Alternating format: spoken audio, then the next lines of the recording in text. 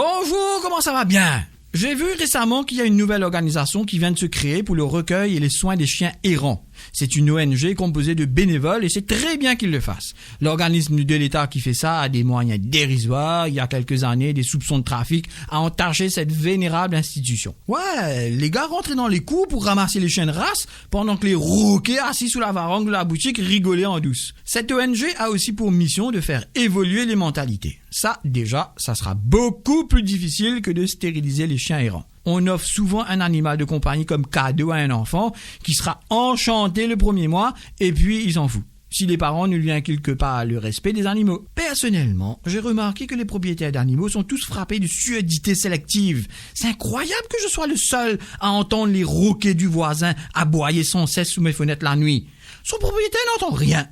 Ça allait être débile comme ça, mais les problèmes de voisinage à cause des chiens, il y en a plein, hein. Je me suis moi-même brouillé avec mes voisins à cause de ça. Pas de bonjour et tout, suite à des lettres polies de ma part signalant la nuisance sonore. Hein. Le voisin s'en fout royalement.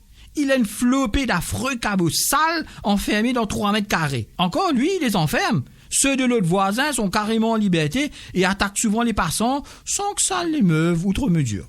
Mon autre voisin, lui, oui, j'ai plein de voisins, il attachait son affreux et pauvre chien à un pieu 24 heures sur 24 avec une chaîne d'1 mètre.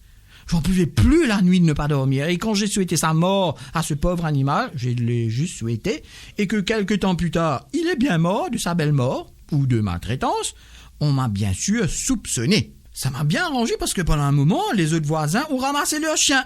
Mais hélas, ça n'a pas duré. Je continue à subir les aboiements idiots d'affreux animaux. Il n'y a pas longtemps de ça, j'ai vu un gars dans une grande voiture en pleine journée s'arrêter net devant chez moi, sortir en trombe, ouvrir son coffre et jeter 2 ou 3 chiots sur le bord de la route et s'enfuir.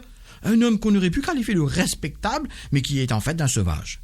La maltraitance des animaux n'est pas propre à Maurice. Tant que les lois ne seront pas appliquées, les animaux subiront la connerie de leur maître.